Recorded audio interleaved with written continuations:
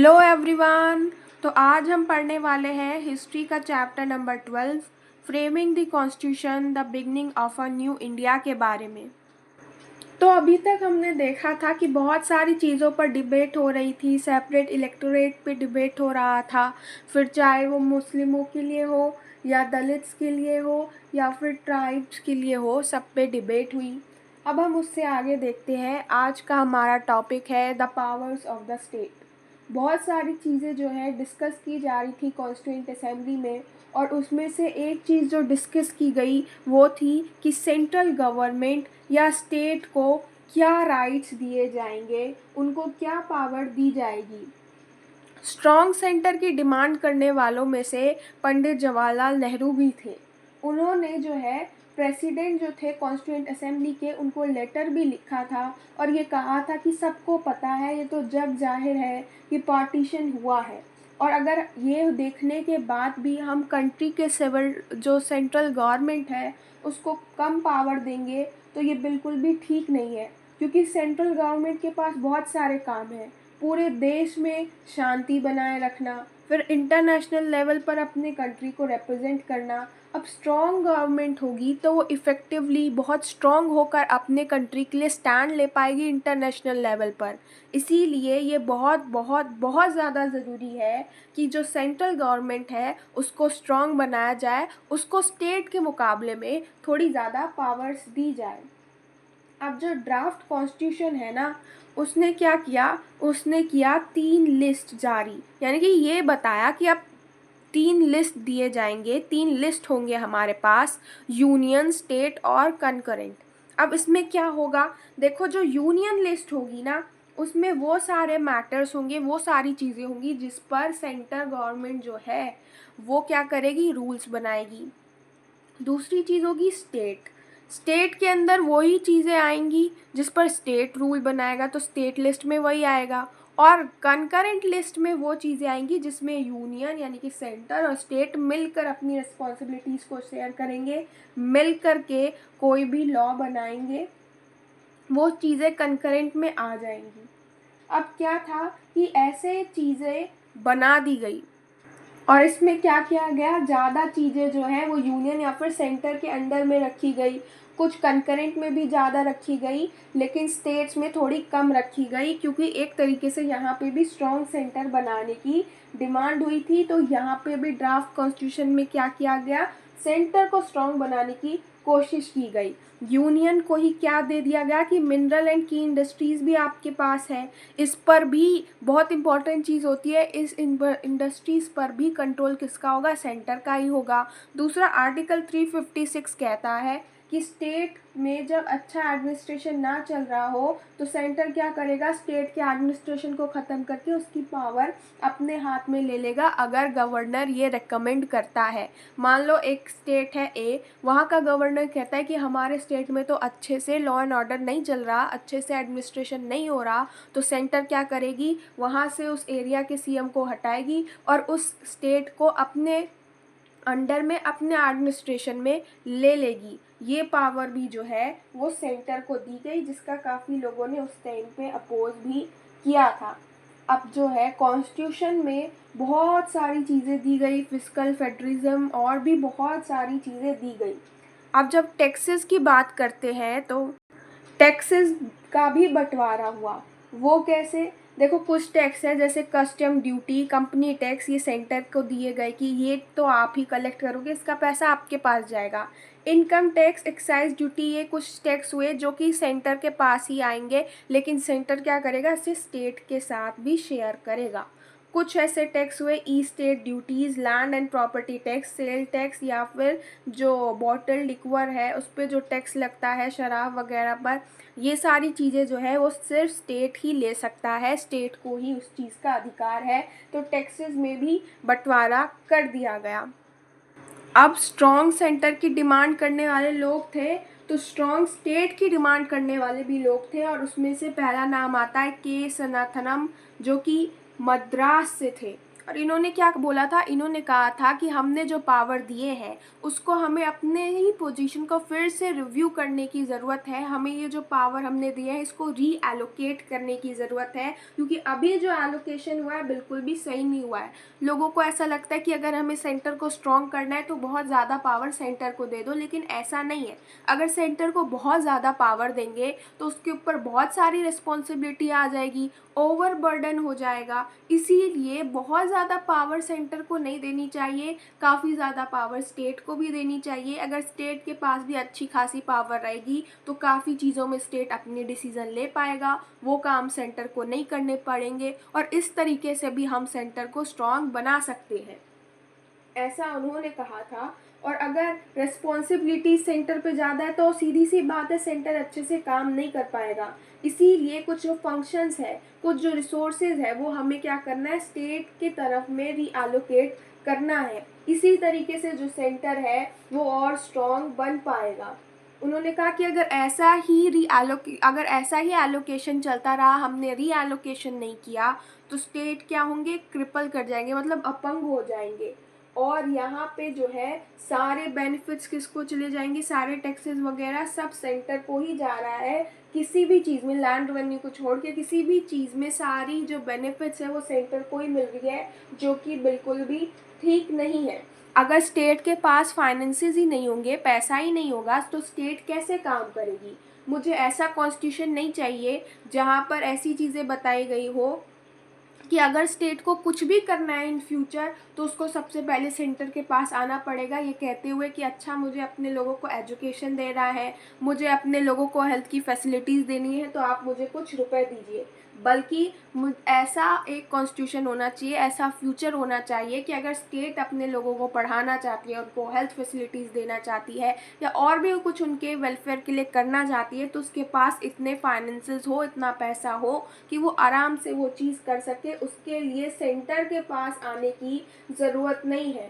इसीलिए सनातनम कहते हैं कि बहुत डार्क फ्यूचर हो जाएगा अगर हमारा ये पावर का एलोकेशन ऐसा ही चलता रहा। इसलिए हमें पावर को रीएलोकेट करने की ज़रूरत है। अगर ऐसा ही चलता रहा तो सेंटर के अगेंस्ट जो स्टेट है वो क्या करने लगेंगे, रिवॉल्ट करने लगेंगे, क्योंकि सारी पावर क्या हो गई है, सब कुछ सेंटर के पास ही चली गई है।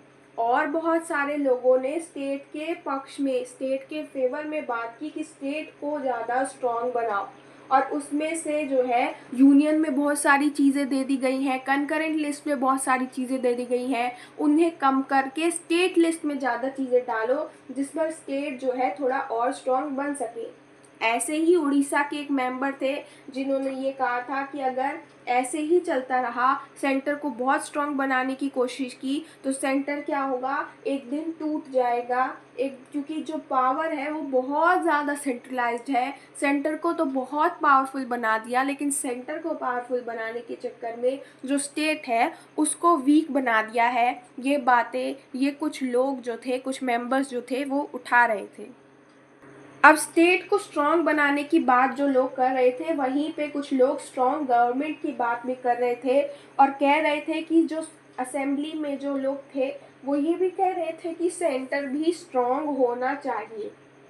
और वो क्यों चाहते थे कि सेंटर स्ट्रॉन्ग होना चाहिए, ये उन्होंने अपने सेशंस में बताया। और उसमें से एक थे अम्बेडकर, B.R. अम्बेडकर भी ये कहते थे कि मैं क्या चाहता हूँ, मैं चाहता हूँ कि बहुत ही स्ट्रॉन्ग, बहुत ही यूनाइटेड एक सेंटर हो, और एक ऐसा सेंटर हो जो कि हमारे पास गवर्नमेंट की, जब ब्रिटिश गवर्नमेंट थी 1935 में, उस टाइम पे जो गवर्नमेंट थी उससे भी कहीं ज़्यादा स्ट्रॉन्ग हमारे पास सेंटर गवर्नमेंट होना चाहिए। उन्होंने लोगों को याद दिलाया कि पहले कैसे वायलेंस होता था, कैसे राइट्स हुए, कैसे हमारा जो देश है वो आज़ाद हुआ, लेकिन फिर भी उसको डिवाइड कर दिया गया।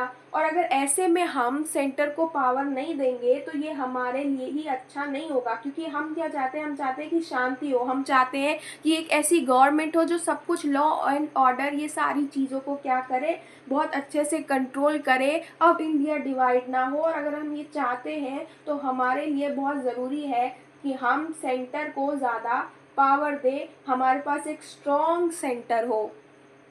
और उन्हीं की इस बात से अग्री करते हुए और भी लोग, जैसे गोपाल स्वामी अयंगर, ये सारे लोग जो है वो कहते हैं कि सेंटर को जितना स्ट्रॉन्ग बनाया जा सकता है उतना स्ट्रॉन्ग बनाना चाहिए। ऐसे ही एक मेंबर थे यूनाइटेड प्रोविंस से, बालाकृष्ण शर्मा। ये भी यही बात करते हैं कि स्ट्रॉन्ग सेंटर होना चाहिए, क्योंकि स्ट्रॉन्ग सेंटर बहुत सारे काम इजीली कर सकता है। जैसे कि वो कंट्री को अच्छे से इंटरनेशनल लेवल पे रिप्रेजेंट करेगा, हमारे इकोनॉमिक रिसोर्सेज को अच्छे से यूटिलाइज कर पाएगा, अच्छा से एडमिनिस्ट्रेशन चलेगा, कंट्री को बहुत अच्छे से डिफेंड कर पाएगा अगर कभी बाहर से अटैक होता है। तो हमें इन सारी चीज़ों के लिए बहुत ही स्ट्रॉन्ग सेंटर चाहिए। अब क्या होता है, पार्टीशन से पहले जो है वो कांग्रेस किस बात के लिए अग्री करती थी? कांग्रेस कहती थी कि प्रोविंसेस को थोड़ी सी ऑटोनॉमी दी जाएगी, क्योंकि उस टाइम पे मुस्लिम लीग थी। तो भारत को साथ रखने के लिए ये कहा गया था, ऐसा माना जा रहा था उस टाइम पे कि जहाँ जहाँ मुस्लिम लीग होगी वहाँ पर सेंटर इंटरफेयर नहीं करेगा उनके मैटर्स में। लेकिन अब क्या था, अब तो पार्टीशन हो चुका था और अब जो है मुस्लिम लीग वाले जा चुके थे। तो अब पूरी चीज़ों को देखकर, पार्टीशन और भी सारी चीज़ों को देखकर ये लगा कि इतना ज़्यादा डिसेंट्रलाइज्ड होना या इतना ज़्यादा ऑटोनॉमी देना सही नहीं है। इसलिए उस टाइम पर इस बात से पीछे हट गए थे और बहुत सारे लोग ये मान रहे थे कि हमारे पास सेंट्रल गवर्नमेंट स्ट्रांग होनी चाहिए, हमारे पास एक यूनिटरी सिस्टम पहले से है। अब क्या है, हमारे पास में अगर एक स्ट्रॉन्ग सेंटर होगा तो क्या कर सकेगा, हमारा इकोनॉमिक डेवलपमेंट होगा, अच्छे से हम डेवलप कर पाएंगे, हमारा विकास होगा, ये तो इंश्योर करेगा ही। साथ साथ कोई भी चेओज होता है, कोई भी प्रॉब्लम होती है, कोई भी वायलेंस होता है, तो वहाँ पे अच्छे से एडमिनिस्ट्रेट कर पाएगा, वहाँ पे अच्छा से एडमिनिस्ट्रेशन होगा। दोनों ही चीज़ तब होंगी जब हमारे पास बहुत ही अच्छा, बहुत ही स्ट्रॉन्ग जो है सेंटर होगा। इसलिए कॉन्स्टिट्यूशन में भी क्या है, यूनियन ऑफ इंडिया यानी कि सेंट्रल गवर्नमेंट को ज़्यादा राइट दी गई है as compare to state government. अब अगला टॉपिक है हमारा the language of the nation. अब देखो, राष्ट्र तो बन गया, लेकिन राष्ट्र कैसे बनेगा जब यहाँ के हर एरिया के लोग आपस में अलग अलग लैंग्वेज बोल रहे हैं? वो आपस में बात कैसे करेंगे, एक दूसरे से कनेक्ट कैसे करेंगे, एक दूसरे की प्रॉब्लम को कैसे समझेंगे जब एक दूसरे की लैंग्वेज ही बोलने नहीं आती? तो कॉन्स्टिट्यूंट असेंबली में भी लैंग्वेज को लेकर और स्पेशली कौन सी हमारी नेशनल लैंग्वेज होगी इसको लेकर बहुत ही ज़्यादा आर्ग्यूमेंट्स हुए। 1930s था जब जो है कांग्रेस, जब हमारा नेशनल मूवमेंट चल रहा था, तब तक ये मान चुकी थी कि हिंदुस्तानी ही हमारी नेशनल लैंग्वेज होगी। और महात्मा गांधी भी यही चाहते थे कि, क्योंकि हिंदुस्तानी कौन सी लैंग्वेज थी, हिंदुस्तानी लैंग्वेज में हिंदी के भी वर्ड्स थे, उर्दू के भी वर्ड्स थे, और भी बहुत सारे भाषाओं से वर्ड्स थे, तो बहुत ज़्यादा प्रचलित थी। बहुत सारे लोग हिंदुस्तानी आराम से समझ जाते थे, क्योंकि काफ़ी सारी भाषाओं के वर्ड्स उसमें यूज़ हो रहे हैं, हिंदी, उर्दू और भी बहुत सारी चीज़ें यूज़ हो रही हैं। तो लोग इसको क्या मानते थे, एक आइडियल लैंग्वेज मानते थे। और गांधी जी भी क्या मानते थे कि ये बहुत अच्छी लैंग्वेज है, लोग इसे इजीली समझ पा रहे हैं, इसमें हिंदी और उर्दू शब्दों का भी यूज़ हो रहा है, तो लोगों को क्या करना चाहिए, लोगों को इसे अपनी राष्ट्रीय लैंग्वेज बनानी चाहिए, क्योंकि एक दूसरे की बात को समझ पाएंगे। अलग अलग कल्चर में भी ये जो भाषा है वो बोली जाती है, भारत के काफ़ी सारे पार्ट में ये बोली जाती है, बहुत अलग अलग लैंग्वेज से इसमें वर्ड्स आए हुए हैं। और ये मल्टी कल्चरल लैंग्वेज है। कैसी लैंग्वेज है? मल्टी कल्चरल लैंग्वेज है। और महात्मा गांधी कहते हैं कि ये कैसी लैंग्वेज होगी, एक आइडियल लैंग्वेज होगी कम्युनिकेशन के लिए, क्योंकि इससे क्या होगा, अलग अलग कम्युनिटी वाले भी एक दूसरे के साथ बात कर पाएंगे, ये हिंदू मुस्लिम को यूनाइट कर पाएगा, और ये जो नॉर्थ साउथ के डिफरेंसेस हैं इसको भी ख़त्म कर देगा। लेकिन क्या होता है, जैसे जैसे 19th सेंचुरी की एंड की तरफ हम बढ़ते जाते हैं, हिंदुस्तानी जो लैंग्वेज है उसमें बहुत सारे चेंजेस आना स्टार्ट हो जाते हैं। कैसे चेंजेस? ये चेंजेस आना स्टार्ट हो जाते हैं कि कॉन्फ्लिक्ट स्टार्ट हो जाता है उस टाइम पर, हिंदू मुस्लिम ये होने लग जाता है, हिंदू वर्सेस मुस्लिम ऐसी चीज़ें होने स्टार्ट हो जाती है, कम्युनल कॉन्फ्लिक्ट्स बढ़ जाते हैं। जब कम्युनल कॉन्फ्लिक्ट्स बढ़ जाते हैं तो हिंदुस्तानी कोई बोलता नहीं, सब अपनी अपनी लैंग्वेज बोलते हैं, बहुत ज़्यादा उर्दू बोलते हैं या बहुत ज़्यादा हिंदी बोलते हैं। हिंदी कैसी संस्कृताइज हिंदी होती है या पर्शियनाइज्ड उर्दू बोलने लग जाते हैं। उस वजह से हिंदुस्तानी लैंग्वेज हिंदुस्तानी नहीं रहती, क्योंकि हिंदुस्तानी लैंग्वेज थी क्या कि उसमें हिंदी भी है, उर्दू भी है, और भी लैंग्वेज है। अब जब उधर से हिंदी रख ली लेकिन उर्दू हटा दी, या उर्दू रख ली हिंदी हटा दी, तो वो हिंदुस्तानी लैंग्वेज रह ही नहीं जाएगी। और इस तरीके से लैंग्वेज जो है वो धीरे धीरे उस लैंग्वेज को लोगों ने बोलना कम कर दिया। अपनी बोलचाल में लोग क्या ले आए, चेंज लेकर आ गए। और इसका रिजल्ट क्या निकला कि लैंग्वेज भी क्या है, रिलीजियस आइडेंटिटीज़ के पॉलिटिक्स में फंस गई। लेकिन फिर भी महात्मा गांधी जी का मानना था कि ये बहुत आइडियल लैंग्वेज है और यही हमारी लैंग्वेज ऐसा नेशनल लैंग्वेज होनी चाहिए। अब क्या हुआ, अब इन सारी चीज़ों को लेकर असेंबली में डिस्कशन हुआ कि आखिर हम किसे अपनी नेशनल लैंग्वेज बनाएं। और जब ये बात चल रही थी तो एक मेंबर थे आर.वी. धुलेकर, कांग्रेसमैन थे, यूनाइटेड प्रोविंस से थे, और उन्होंने कहा था कि हिंदी को ही हमें लैंग्वेज ऑफ कॉन्स्टिट्यूशन मेकिंग रखना चाहिए, हिंदी को ही हमें अपनी नेशनल लैंग्वेज भी बनानी चाहिए। ऐसा उन्होंने असेंबली में बहुत एग्रेसिवली कहा था। उनकी बात सुनकर जो है उन्हें ये समझाया गया कि यहाँ पर जिस असेंबली में आप ये बात कह रहे हो, यहाँ पर बहुत सारे लोग ऐसे हैं जो कि हिंदी नहीं जानते। तो इस पर आर.वी. धुलेकर ने कहा था कि अगर यहाँ पर लोग कॉन्स्टिट्यूशन बनाने के लिए आए हैं, और कॉन्स्टिट्यूशन बनाने के लिए आए हैं फिर भी अगर उनको हिंदुस्तानी या हिंदी नहीं आती, तो उनके लिए अच्छा होगा कि वो ये असेंबली छोड़कर चले जाएं।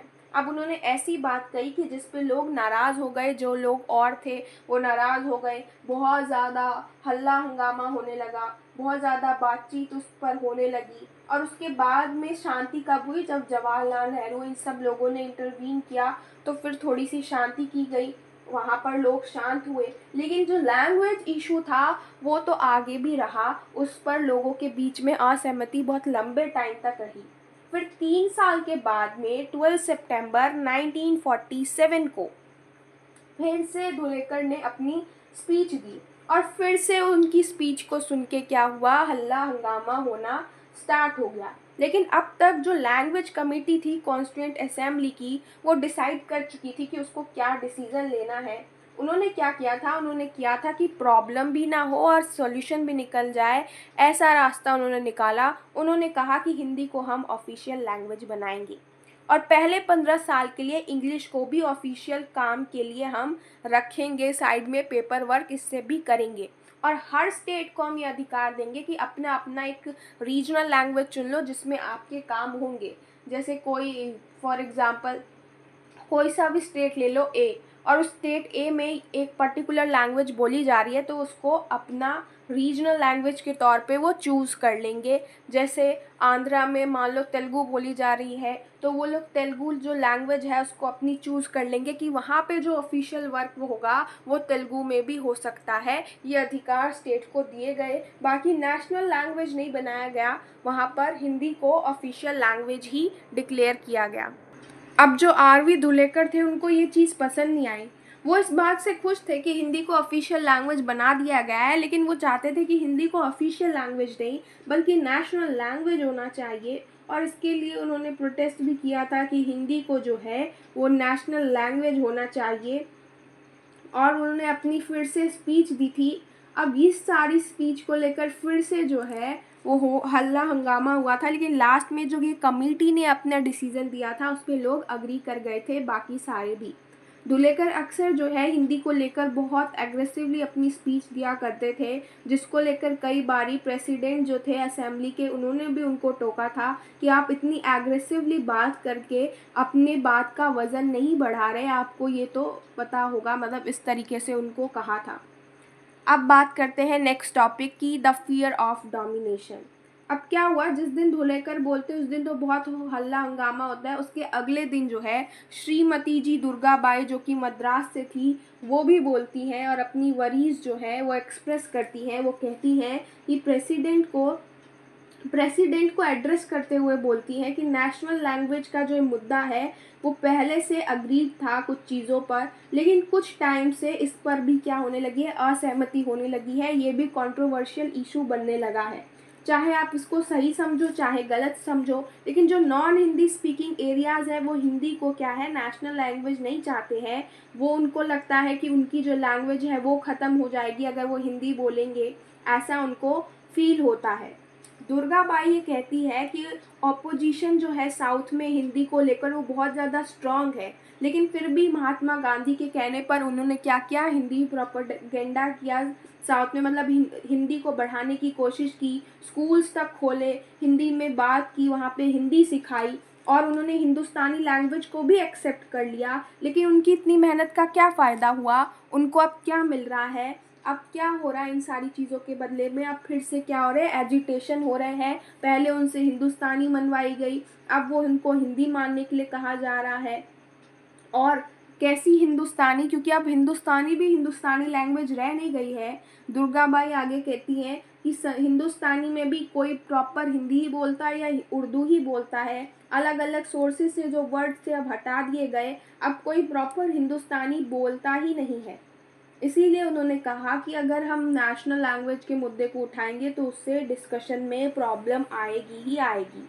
ऐसे ही एक मेंबर थे श्री शंकरा राव दियो बॉम्बे से, उन्होंने भी कहा था, वो गांधी जी के फॉलोअर थे और उन्होंने कहा था कि हिंदुस्तानी को मैंने एक्सेप्ट कर लिया है कि ये हमारी नेशनल लैंग्वेज होगी, ये मैंने बहुत पहले ही एक्सेप्ट कर लिया था। लेकिन अगर आप चाहते हैं, मेरा पूरा सपोर्ट चाहते हैं, तो अभी आप हिंदी के लिए आपको लगता है कि मेरा सपोर्ट होना चाहिए, तो अभी आप ऐसा कुछ भी मत कीजिए जिससे मुझे आप पर शक हो या फिर मुझे लगे कि नहीं, हिंदी एक हमारी नेशनल लैंग्वेज नहीं होनी चाहिए। ऐसा आप कुछ भी काम मत कीजिए। ऐसे ही टी.ए. रामालिंगम चेतियर थे, ये मद्रास से ही थे, इन्होंने भी कहा था कि हमें, अगर ये हमारी डेमोक्रेसी है, यहाँ पे हम डिस्कस कर रहे हैं, अगर कोई भी चीज़ मनवानी है तो आप अपने डिबेट से, अपनी बातों से मनवाओ। ज़बरदस्ती अगर आप पुश करोगे कि हिंदी ही होनी चाहिए तो वो क्या होगा, अनजस्ट होगा, अन्याय होगा, और हमें ऐसा नहीं करना चाहिए, क्योंकि फिर हम पुश करके आगे चले जाएंगे लेकिन बाद में क्या होगी, बिटर फीलिंग्स रह जाएगी पीछे। इसलिए म्यूचुअल एडजस्टमेंट से हमें कोई भी चीज़ लानी चाहिए, ज़बरदस्ती लोगों पर फोर्स नहीं करनी चाहिए। अब ये तो कॉन्स्टिट्यूशन बन रहा था, उसमें सब अलग अलग डिबेट कर रहे थे, तो हमने देखा कि हमारा कॉन्स्टिट्यूशन कैसे बना, लोगों ने कैसे अलग अलग डिबेट किए, अपने पॉइंट ऑफ व्यू रखे, जिसमें बहुत अलग बातें भी रखी, और फिर मिडल ग्राउंड जो है, बीच का रास्ता निकालने की कोशिश भी की।